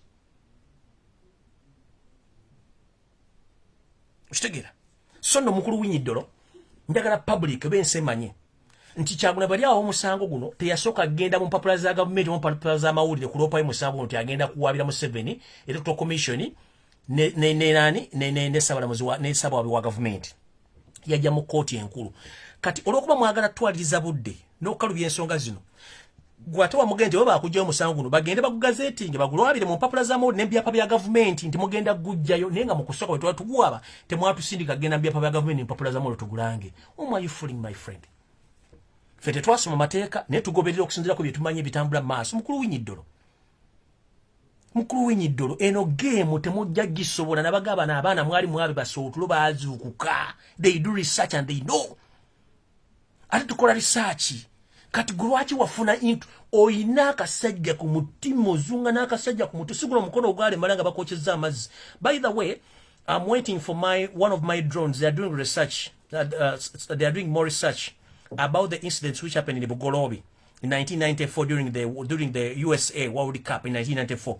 That incidents, waliwo kigatto wange agenda jipa in full story. What happened? Ekyakokyesa amazzi mpaka mbuli maawa n'omukono okukyankalana n'omubiri gwonna okufuuka ng'ekyennyanja. Kigatto wange akyadrafting information, akyakola investigations. So nja kukwambula anti walemye okutegeera wookoma tugenda kukwambula bwambuzi. So mukulu Winnie Doty weewummuzeeko ebintu emubirekere abalina obikola. Kati ngenze maaso. As we speak right now, Museveni is doing all. Yoseri Tibahabulwa, the son of Karekezi, is doing all possible, using the Chief Justice Winnie Doty and the whole estate mafias to make sure that Museveni himself and NRM government, they get what they call justification or legitimacy from the courts of law, whereby for him is determined to deal with who challenges him, whatever outcomes from the court, because we know Museveni had already set the precedence with the courts of law to announce him as the winner of the 14th January, the presidential elections. So I would like to inform the public that Museveni is just there in panic. The only thing is need is just called justification or legitimized by the courts of law. That's all, nothing else. Nenze maso. Ekyo nga nkimaze, njala kugamba omukulu ono, retired Colonel Kizza Besigye, bwazze mu State House olunaku lwokusatu lwajja. Njala nkwalye. Winyi doti wajja ku ssawa 10. Wajjira mu mmotoka, tewajjira mmotoka ya kitongole kya bulamuzi. Era olwajja emmotoka ne kusula ku State House ku gate emmotoka with immediate effect nedduka neddayo. Ng'otya okuddamu okusanga video endera ku social media owe emmotoka eyakolese wajjira mmotoka nga si ya kitongole kiramuzi. Ne kusula ku gate ya State House n'okugulira n'oyingira. Wajja yambadde maski bulungi nnyo nga webuzabuziza n'oyingira kubanga olwedde signal yali efulumye ku security. Richard Kano Kizza Besigye ku Rocksat renyen ojja ku State House. Wajja ng'oyambadde enkofiira nzirugavu ku State House. Ng'oyambadde mask ne kiwudi kyo ky'oyambadde nga it's not very easy anyone at the State House to recognize you. But due to the fact that you have so many drones around in Entebbe, including within the state house, we identified you. And because you entered the State House, after entering the State House, no jako udiyo, nenkofirayo, then we get to identify you. Waja ku State House, wajira mu motoka ya chikacha pulimo, waja wevuga. Kizza Besigye okujja ku State House Entebbe wajira mu motoka ya chikacha pulimo. Ng'oyambadde enkofiira enzirugavu otaddeko mask ne kiwudde kyo. Ere motoka lwatuukawo n'oyingira mu State House ng'oyambadde enkofiira enzirugavu ne maskiyo ne kiwudde kyo n'oyingira mu meeting wabaddemu. Njagala olimbe gwa nti wajira mu pulimo. Wajja wevuga gwe kennyini tewalina driver. Kubanga mukimanyi nti badriver bamwe bagaba information which is wrong. Wajja mu State House ng'oyambadde enkofiira enzirugavu. Otaddeko mask oyambadde gundi jumper zino ziriko omuntu waggulu. Ne weebuzaabuza. Nefuula okuba tulina drone okuva wovudde maka nkuganze kati nkulondola okuva maka okuba mwine bitu mugendo okukola bitwagala banayo genda babitegeere. Mwine bitu mutandise okola twa event mukunde nzija nawe. Nzija. Mwine bitu mutandise okola nga tubitegeera. Museveni yakubuza bwati. Bwamaze meeting nakubuza how did this man get to know the proposed cabinet n'amanya ge wampa? Wamugambye nti I don't know, even you might be having spies in this State House. How dare this man get to know all this information?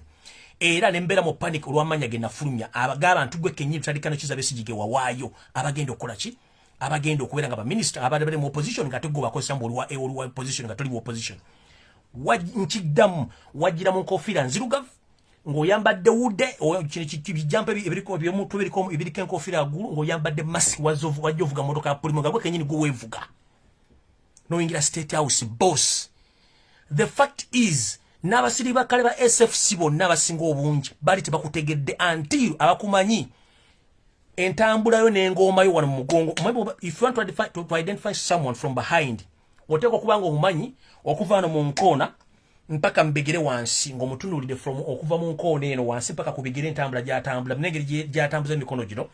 So it was very easy for my drones okwa-identifying enkoona yo entumbatumbayo gy'otambulamu n'engeri gy'okimbakimbamu ng'owuba embaliga ebyotambula nga biwuza bwotyo omutongoza tebakulaba. So drone zaakulabye kati gamba Museveni you are not safe and himself is not safe because we can observe netumanya ani ayingidde ani afulumye. Wenye doti wajidde mu motoka ya bulijjo nekusula ku State House ne bakugulira n'oyingira motoka neddayo. Kizza Besigye wajja wevuga mu pulimo n'oyingira ng'oyambadde wude n'enkofiira enzirugavu ne mask n'oyingira meeting ne mugituulamu ey'okuleeta amayambala. Do you copy?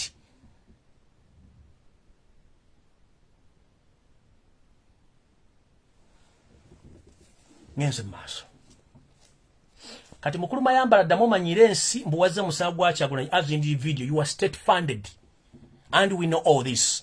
Njala kulagira abantu bonna bali mu bitundu bonna bali Mayambala musanga mukole kimwagala kubanga ze zine enkwezengeze tukoye Imagine wayita Mayambala mu musajja omuganda batta abaana baganda oli awolegamba zikulinga ngengezi batadde ku muliro nkalirire mbugwe Mayambala tolina nyumba mu nsi ku myaka 5 tolina basimatoi ku myaka 5 okyasula maka ga kitawo ge yalekera nnyoko mu inginiya wasomera wa mukulu nga n'abaana myaka 18 na myaka 2 bayina amaka gwe inginiya wabusomera odonga tolina date tolina de sente zisimatoi na nyumba gyosulamu ya kitaawo gye yalekera nnyoko omugenzi mwoli inginiya muwesimbye okuba president. By the way, I'm very serious on this issue. Uganda now is becoming a laughing stock whereby someone can come from anywhere najera gandi ngera kwesimbawo nga ne credentials zimaze kutunulamu who is he or is she bwe yasa tabasonta no waka tukoyo tumanya Uganda is not a dusty bin or a toilet paper whereby someone who is in pain can just come and he's himself or herself nagenda bugenzi. Uganda is not a toilet. It's an independent country which must be governed by professional people, but not you. You bring this Mabirizi Male Kasasiru, then you bring Mayambala. This man is so hopeless. Tulina okufuna credentials z'abantu abalina okwesimbawo. Omuntu atekudwa nga ali situated economically ali bulungi, financially okay, mentally stable, physically stable. Muna Uganda alina amaka, alina abaana. Sikutulira ndo Kasasira avudde mu litabu Kasasira simano Mayambala simanyo ono simanya ani ono as if tetulina abantu bali professional basobola ku managinga gwanga kubanga Museveni go kimanyi nato wasoma olina kosa.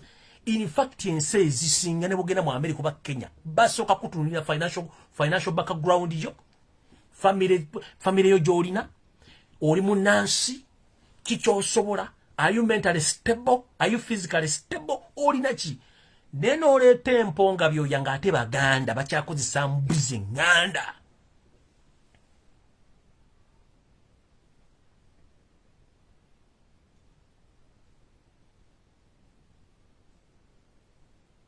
Kwana wonojja kubanga wamanjira okozesa endiga zino zonna ezibadde zizze ne zibeerawo. The man who came at this moment Robert Kyagulanyi Ssentamu inaira buli kimu yakireko nagakazi kukyabana kibatawanyo omutwe. He can gather 1,000 in his compound. Museveni kyota sobola kubato ina amaka gali lwa kitula. At one time in the one meeting you say that you wish at the time when you came in power you have built a state house in Western Uganda than in Uganda because Baganda they are tired of you. We are tired of you because you've caused more harms than goods in Uganda. You've killed Baganda. Why? Right now, I can hear this woman called Kaswire Lumumba buzzing around that the president is going to talk. The president is going to address the nation, and he's going to apologize to Baganda about the crimes against against them by the state. As who? Kaswire Lumumba. You killed your sister-in-law. You know nothing about Baganda. You grew up in a village. You just came here in Kampala. You're just buzzing around that you know much about Baganda. Museveni killed Baganda way back in 1966 until now. Now you are promoting your boss that is going to address the nation, that is going to apologize to the crimes against Baganda. On who had been killing those people? It's Museveni since 1966. He had been killing Baganda. Chichogi chogera okugezaako kwogera. Chichogera okugezaako kwogera. Funa common sense ensonga ezitali zo ziveemu. Basa Baganda from 1966 Museveni nga yabatta up to now. Mwate kulembeza gwanga agenda kujja yogereko eri gwanga nga yetondera Abaganda. Do you know what the Baganda? Omanya Baganda bebani? Abasoga bameka basse Museveni basse botayogerako. Abasoga bameka basse botayogerako gwe musoga gwe. Museveni assa abasogo kwagala Malaka bagyeko ettaka balaavu wazza toboogerako. Naye tojjobokera ku nsonga za Buganda ffe baatutadde na kati bakyatutta genda okolesa ffe makomera basingamu bungi Baganda. Ask their criminal files teziriyo. Kubanga tewali misango gye babavunaana. Nojjolete mumpi n'oluto lukunga entumu ya Kasasiro. Simanye who is mukulembeze. We didn't vote him, we vote Robert Kyagulanyi Ssentamu. Nobody vote Museveni. Nobody voted Museveni. All people voted Robert Kyagulanyi Ssentamu. We have evidence in kind of videos where Museveni said that he's going to crush Baganda, as he used to do sometime back. Yachogera. Fenga Baganda. Njakubatta ngabwe nabatteri. Kato yagenda tugamba ki tetukyayagala mandazi. Odide obuujo bunyola kakawunga izembo za Museveni tukyazagala. Gwenyine ekyo video weziri. Fenga Baganda. Njakubatta ngabwe nenkola ki. Such nonsense. Kato vuda to ruto kulinga tumu yakasasiro. Nkonkolebeza genda kuzi mukulembeze. We voted Robert Yagulanyi Sentamu. We didn't vote to Yosef Basula, the son of Karekezi, the Munyarwanda. We didn't vote him. We voted the son of the nation, that is Robert Yagulanyi Sentamu, period. If you want Museveni to apologize, let him go apologize to his mother and his father, whom he killed himself, not to Baganda. Baganda, we know all our problems. And we will solve our problems. Don't enter in what you can't feel, please. Stay where you are. You are a wicked woman. Wakajja mu Kampala ebbanga siddene nero ngamba zalidwa mu Kampala. Ngani yakuleta mu Kampala kusomesa kakosi ko busomesa bamuloga n'omutta n'omubuto n'omunaafa. Unyumya chimbozi mbantu. Omukazi yakujja mu kyalo okuleta Kampala okusomesa ofune kakosi ko busomesa wamutta n'omuwobutwa olw'abaana bengo yagala bone marrows. Mwara Museveni agenda kwogera ko eggwanga yesondera Baganda babutondera kuti tetwagala twetondera byatutatta ntufa. Kasule Lumumba, if you want to prove yourself that you are dense and you are talking on something which you don't understand, ask Museveni what went wrong in the Republic House, that is Bulange, Mengo right now. All the senior officers who were Baganda, the way injected with AIDS blood in the Republic House by the so-called woman called Mama Kawempe. Ask Museveni. He will tell you who was Mama Kawempe. Era tasiki gye baamuokola. Yayiminizinga on orders of Museveni. Kubanga Republic House kyakolanga ekitebe ky'amagye nga bakava mu nsiko. Museveni bajasiba ne bateekawo order nga kuliko ne Pilato, eyita Pilato. Someone find about who is Pilato. Ne bakwata aba senior staff bonna b'amagye abasajja Abaganda bava mu nsiko bakuba empisiza alimu muswayi gwa siriimu. Ojano zunga.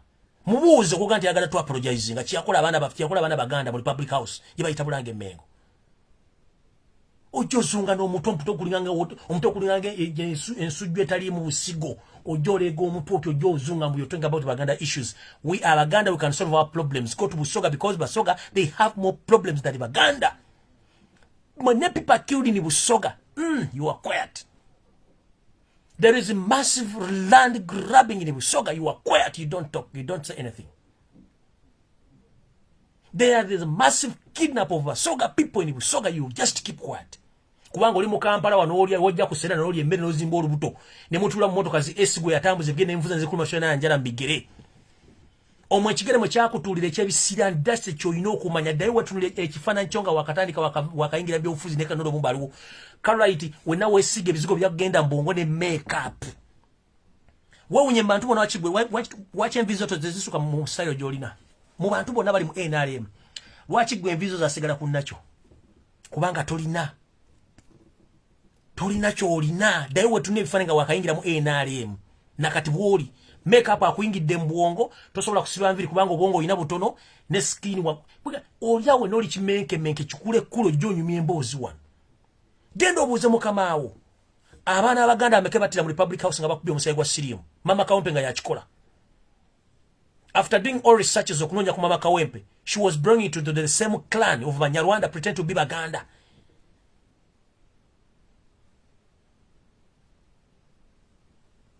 We've faced more catastrophes than any other tribe in Uganda. So don't entertain with your nonsense talking about yourself that is going to apologize to Uganda for what? We've seen a lot. And everything will come to pass because Museveni is not going to be the last president in Uganda. There are so many people who are going to lead Uganda. Oba Wendi, Oba Siriwo, Oba Aniwali, Uganda is bigger than anyone. Sometime back, there are so many people who used to talk like more than you. Don't think that you are the one who understand Ugandan politics. There are so many people understanding, but they are quiet because they are amused by whatever is taking place in Uganda. But for you, you think that you are superior in NRM. Boozing around, you're talking like a donkey, moving around in Kampala, in vehicles, in the SC. You say that you know more than nothing you know about Uganda, nothing about you know about Uganda. We voted Robert Kyagulanyi Ssentamu as our next 10th president, not Joseph Tibahabulwa, the son of Kareches. If you want to know, please go and ask the entire high command of NRM or NRA, or you so-called SFC. They will tell you what happened in the Republic House. That is Bulange Mengo. What they did it to all senior army officers. The Baganda, men the Baganda, what they did to them. How many Rwandese who came from the bush in 1986 who died of AIDS, apart from the Baganda? Because they were immunized forcefully by Museveni and his regime.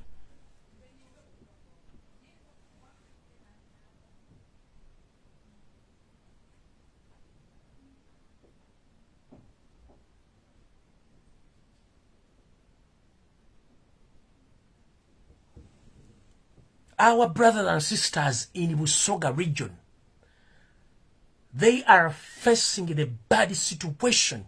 Economically, politically, religiously, they are facing a lot of problems. But because you are paid to be fools, you don't care about your people in Busoga. You just care about Baganda. For what reason? Stay where you are. Care about where you're coming from. You understand?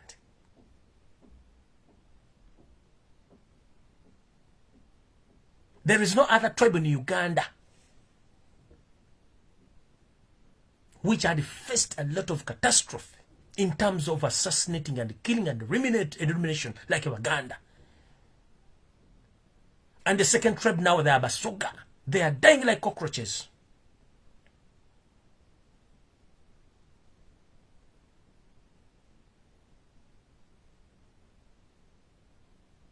Basoga suffering economically.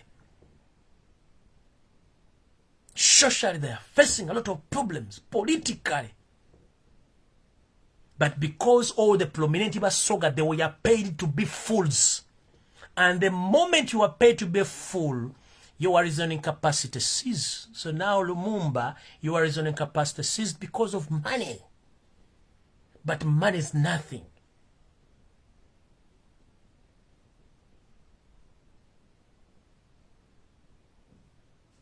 Kizza Besigye.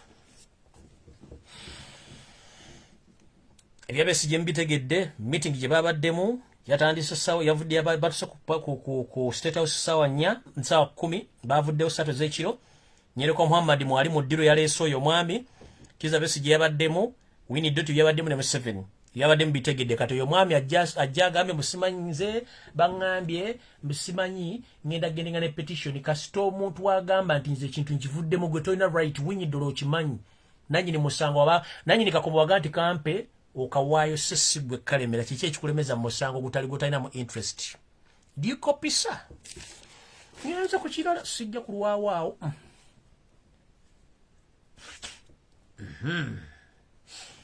As I stated that, Richard Kizza Besigye, the moment he entered the State House, we recognized him. He came driving himself in a Primo model, putting on a black cape, plus a jumper and a mask.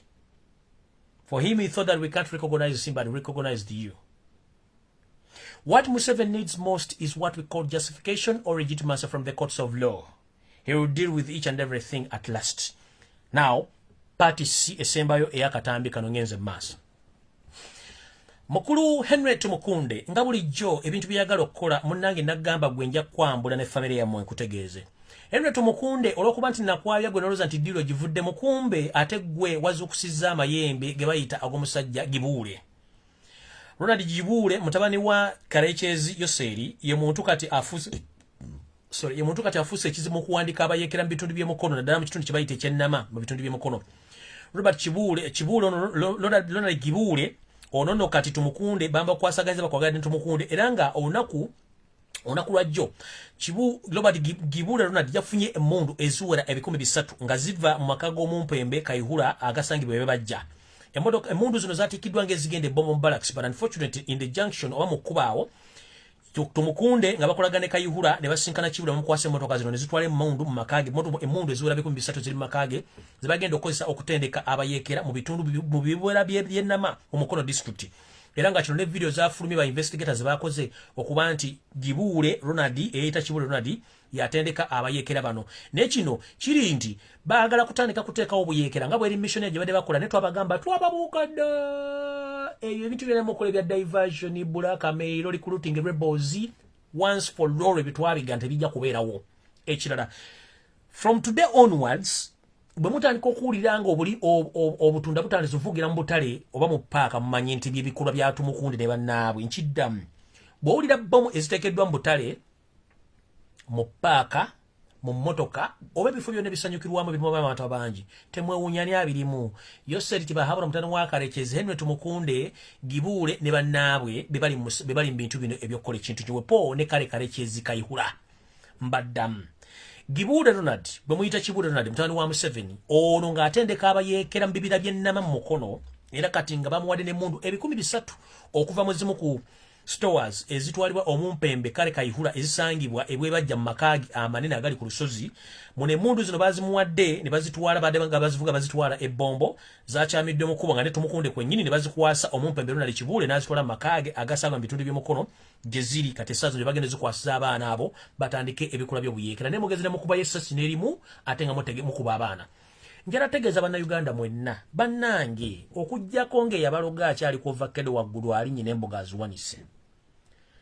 tetukyayagala kuyiwa omusaayi gwa bannayuganda tetukyayagala kwenyigira mu kintu kyonna kiyitibwa kya buyeekera temugeze okwenyigira mu kikolwa ky'obuyeekera abaana abalenzi bagenda batta lwaki obuyeekera buli mu Buganda lwaki kafyu ali mu Buganda lwaki lockdown ali mu Buganda lwaki safe house ziri mu Buganda lwaki abantu abasinga okufa Baganda lwaki ebintu byonna ebikolo biri mu Buganda bitundu ebira bya Uganda bikola lwaki wano mu katogo wali buli kimu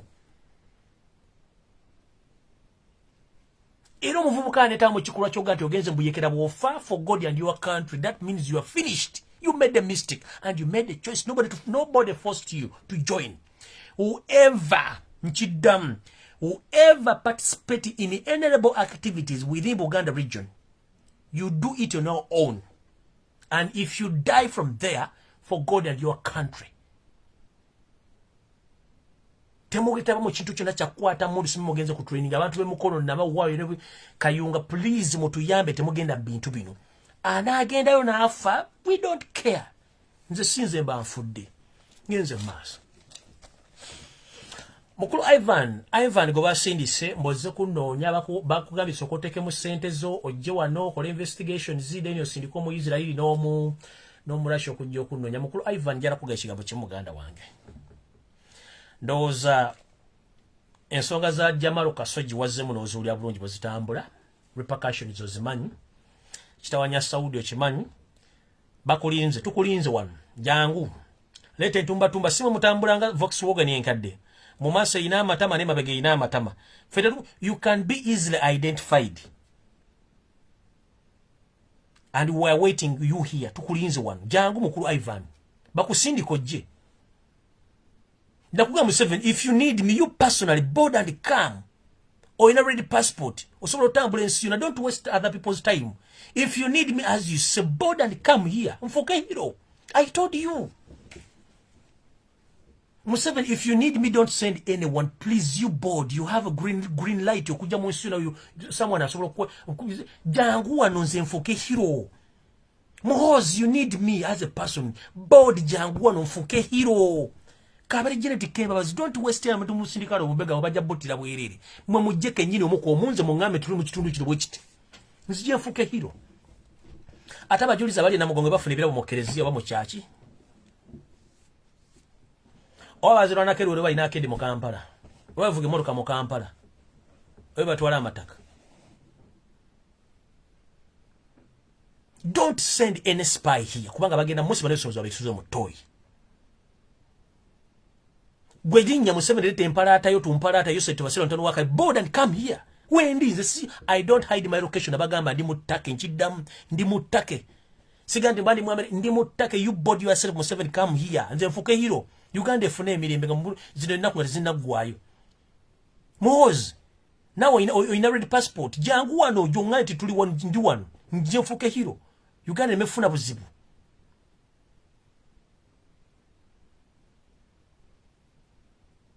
Don't you start wasting time you sending someone and give you $1 go and do forth. No. Ensije muzanyira kono bakwata mboli spa yo bo wedde myaka 7 atenga kamuchimanyi mwe kenyini. And let me tell you this, muchimanyi kenyini nti omusajja atawanye gwanga libe weyentudde yena nyini tax academies and other business in Kampala. The president of this nation told you to close all the business of that guy. You refuse to close all those businesses. They have ego on you. Hope you know that. They have ego on you. You fail to understand. Babalina kenuku. I was here. So the guy he was praising, gomu praising oyo. He was involved in the kuyeregendo kubera. I was here. Nali neighbors. Ningabatu wambi. So he's the owner of those tax academies and all businesses. He's managing. Wow. Babalina kolikodi. Gwemuleto buli mawa bajja bunyiga. Baba Sindika, Ivan, come. Please come. I don't hide my location. Ndimutake, nchidamu. Ndimutake. Come for me, munjagala.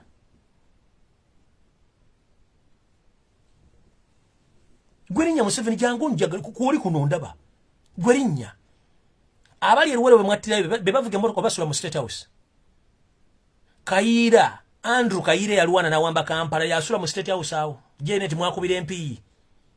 Museveni State House jonu mwokubira MP mozimbira no wamateka no gaba bantu idiot. Guo wamba Kampala, it was Kaira wamutta. He's the hero, gotori hero. Kale want to be the hero. Boarding go jena gani limutake nzisikwe location ya jangu. To Sindika muntu mulala yina. I have affair with you, your Janet and mumu you wasani muhoz, plus Salimu Sare board. 4 people. Janet, Museveni, Salimu Sare and Kanyirugaba. 4 people. Mwe wamu njaba nadu muje tuchimalirize wanu. Wamu njaba owe jomu muje tuchimalirize wanu. Mve kubanda Uganda. Temu Sindika bantuma mbambega. Don't waste your time. Babulide. Gomuletano buli mawa mwe. Abasajja balina kolikodi bweziti. Mpanvu west. Mwali involved kuba mwali omusajja business zakole Uganda. Zali ziyamba activity mujje. Don't hide my location.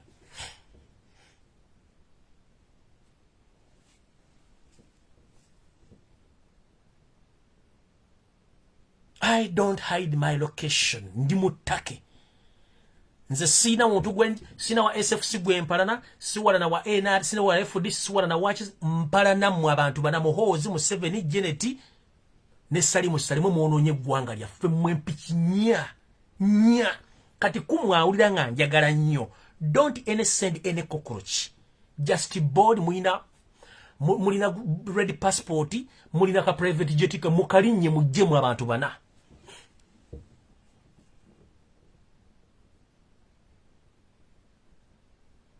Mujimo 4 people, Muhozi, Janet, Museveni, ne Salimu Sare, but just 4 figures. Mumuje, mumutufukide kizimu gwanga. Temu Sindika kiyenje kya makuba bajja bisibirano babitte, bajja bittira bwerere.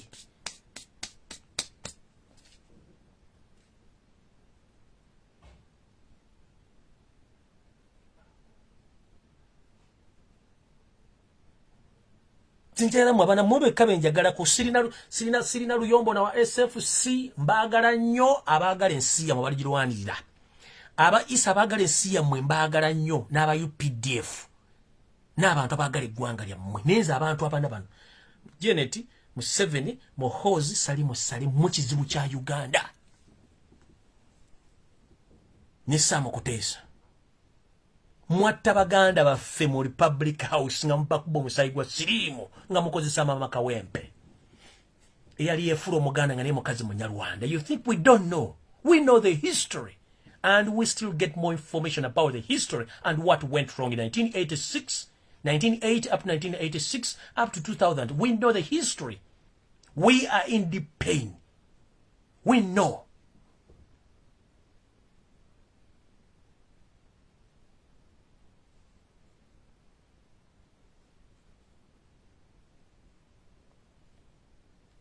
gwatamanyi history wa Public House je muita Bulange Mengo nchamo gazeti nga njamu babule ne mumanye nti buli mujasi no muganda eyava mu nsikonga mulamu bamuteka forceful immunization bako sanga muchale yitanga muganda mutama makawempe ne bamuwa musayo gwali musirimu babasajja baganda bonna bamaje webuze lwacha abasajja bonna bava musika baganda bafa ask yourself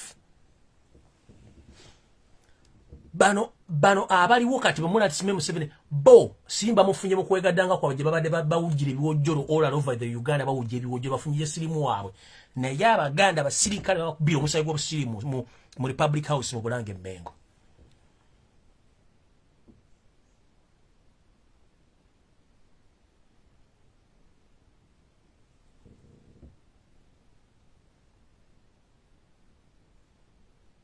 Muli mu State House muli mu kuba mpi mutabana b'abantu mweyagala muli emmere yemu muli akubulibwe mu abantu baagala freedom baagala peace.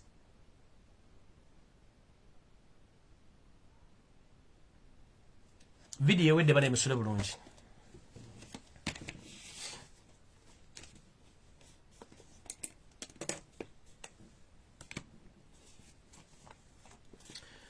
Video ewedde musule bulungi tusinkane ku Sunday muri Bulange Mengo encha kampo muzemu engalabi yange tusinkane ku Sunday Bulange Mengo program bimuli erero kampo muzemu engalabi yange until Sunday ku Sabiri za kawungezi. Tomorrow I'm going to be off. Yeah, so njagado batumira ko mwenna nga mpumuza engalabi eno mwebale kulaba mukaba 13 ampera buli kimu mu kikole naye nga abadde balooza nti ekyango mu kiteeka ku mutwe for fun. No, it's kind of protest era nga igenze viral. Keep on please kubanga kimutamanyi nti the more the government institutions become more or less in power, that means system wefa kati judicial system bwebanga yaluzinze credibility ne mutandise ojukula mu comedy kitegeeza nti omuntu yenna worldwide bwalabanga abantu batandise okwambala atayazi za judicial system bagamba wait a minute, what is take place that mu Uganda mwade omusango bwe bajaji bagamba oh the judicial system is dead. It's kind of protest. Keep on mwambale byangwe mwambale bijjo mu bifananyi muteka ku cushion kimala mu demonstrating mbiteke bigende viral ku international scene.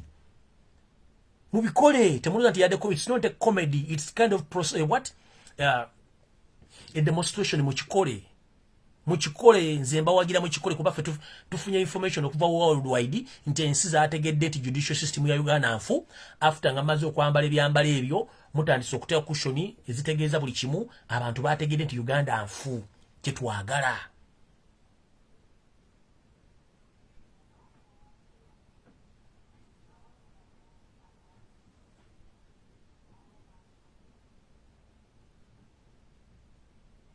Kitegedde bale mukaba 13 ampera mweraba.